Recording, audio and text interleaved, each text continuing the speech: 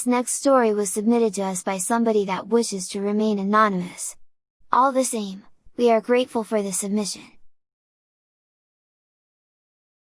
Back in my junior year of high school, I began dating a girl, Cassie, from my foreign language class. She was so hot, and I was a little bit surprised that she agreed to go out with me, as I thought she was probably out of my league. Cassie was surprisingly down to earth, even though she hung out with the popular kids filled with jocks and beauty queen wannabes. We dated exclusively for about a year until she told me one day that she would have to break it off with me. She explained that her family was moving across the country at the end of the school year due to her dad's job transfer, which was only 3 weeks away. I couldn't believe it. It was all happening so fast. I had started to see a long life with her. This may not seem like anything creepy yet, but just wait. I usually tended to keep things to myself, but this one was just too much, and I confided in my older brother, who was living in another state for college. He did what he could to cheer me up, but we both knew it was just one of those things that no one could do anything about. She and I were just way too young for serious talk of marriage, and I didn't see any way to prevent her family from moving. A few days later, I started to notice some strange things. On my walk to school in the morning, I started to notice that there was always someone else, in a car, on a bike, walking a dog, etc., that I'd never recognized in my neighborhood before, and they were always headed the same direction I was. To challenge this theory, I decided to take a different route. They still followed me.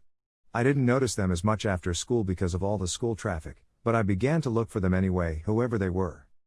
It was becoming more and more obvious that I was being watched and followed wherever I went, but I didn't dare say anything for fear that I'd be pink-slipped. During this time, I still saw Cassie around school, and although we were cordial to one another, our conversations were pretty superficial. It was just awkward and difficult. A couple of times she looked like she wanted to say something more, but never followed through with it. I didn't push the matter because I figured it was just as hard for her.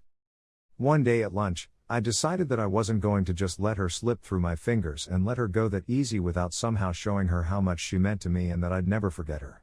Being young and dumb, I realized I didn't know where she lived. We had always met up at school events, a mutual friend's house, or she'd come to my house to hang out. It didn't really occur to me back then that was strange.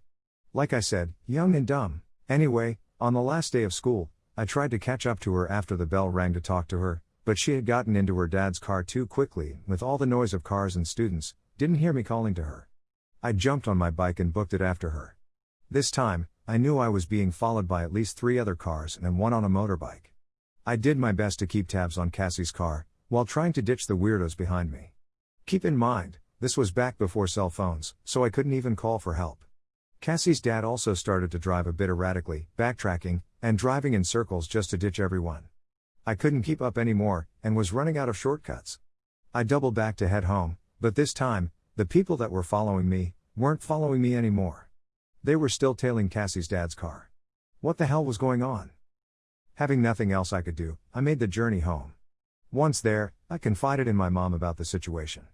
I could tell that she wasn't sure what to say or do, but she did her best to comfort me. She told me to go take a shower while she called my dad at the office.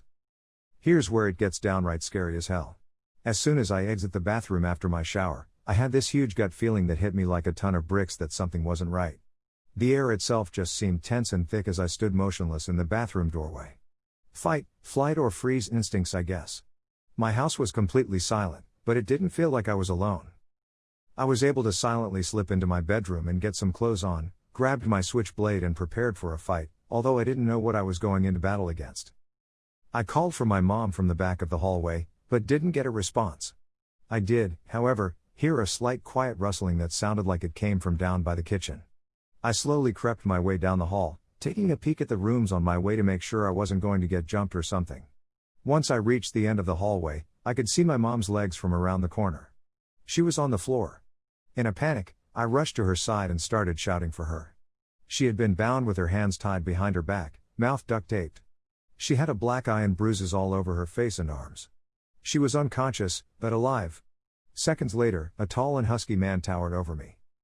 I lunged at him with my knife, but he was obviously more skilled at fighting than I was. He twisted my arm and before I even knew it, I was back down on the floor, and he now had my knife. "Sit down, kid," this giant of a man said in an unimpressed tone. Seeing that I wasn't going to be any match against him, I turned my focus back to my mom. The man didn't say anything more but just stood there keeping watch. My mom slowly started to regain consciousness as I removed the tape. Glancing past her, I could see that the phone she tried to call my dad on was ripped from the wall. She hadn't been able to get a call out at all, and no one knew the trouble we were in. Just as I was starting on her hand ties, another man walked in. "Where are they?" He said in a deep and raspy voice. "What are you talking about? Where is who?" I snapped back. "Don't play dumb with me, kid. Where's your girlfriend?" "You should know. You were following us. Guess you're not that great at keeping track, huh?" I shouted angrily. The man made a slight gesture to the tall husky giant that was still standing guard, who then grabbed me by the neck and practically picked me up by it. I started to swing in self-defense, but I failed miserably. The guardsman took a couple of strong punches to my gut and I dropped with the wind knocked out of me. The second man got down in my face this time. I knew my mom and I were done for if I didn't comply with their demands. "Your parents didn't do a very good job at teaching you respect," he said angrily, inches from my face. He grabbed my wrist and pinned my hand to the floor with his knee. The guard man handed him my knife and the interrogator put it to my fingers and pressed down firmly. "No. Please stop. Please," I begged. The interrogator didn't let up but just sat there for a few seconds and then gave a slight sigh and said, "You're a dumb kid, but I'll give you one last shot. Where are they?" Knowing that I really didn't know where they lived or where they could be by now, but also not wanting to piss this guy off worse and end up dead, I took a deep breath, looked at my mom and promised myself I'd get her out of this mess.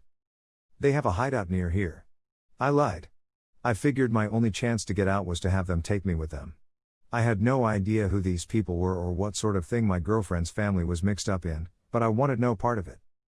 Luckily, they bought my story and loaded both my mom and I in their car, threatening that if we tried to draw attention or get away, they would kill us. I had no idea really where I was going to take them, but prayed I would somehow get us out alive. We started off towards the farmland on the other side of town. My mom didn't say anything, but I could see tears roll down her cheeks as I held her hand to comfort her. Again, I saw the same cars following us and I wondered how long these creeps had been stalking us. Suddenly, the driver swerved around a corner and started to speed. His driving became more and more reckless as he and his partner shouted back and forth about how to lose them. I glanced back to see the cars following us and then realized that maybe the stalkers had been the good guys all along. I didn't really know who was who, I just figured whoever these creeps wanted away from, is who I should try to get to. I thought about trying to push my mom out the door when we slowed to turn a corner, but didn't know how that would turn out for either of us, so I bagged that idea. As began searching for other ways to break free or give us an advantage, the driver lost control and skidded off the road and down an embankment and grazed a tree. As luck had it, the interrogator, who was in the front passenger's seat, couldn't open his door. The driver hadn't been wearing a seat belt and hit his head on the steering wheel and blood was dripping down the side of his face. I don't think he was dead, but I didn't take the time to find out. I immediately reached over to help my mom escape. As she slipped out the door, the interrogator had reached behind him and grabbed hold of my hair, yanking me back in. My mom screamed and I just yelled for her to run. The interrogator and I began fighting between the seats and this time he pulled out a gun. I was literally fighting for my life. And then I heard the shot. The blast was so loud and everything seemed to go in slow motion. Who was shot? Is he dead? Am I dead? All these questions seemed to be coming faster than reality was going, and yet I saw myself falling towards the floor of the car. I honestly don't remember a whole lot directly after that, but what had ended up happening was that one of the stalker cars came up behind us and while one of them went to shoot the interrogator, the other dove into the back seat and on top of me to push me down out of the way and saved my life. As it turns out, the stalkers were actually undercover agents and had been after my Cassie's dad for a while.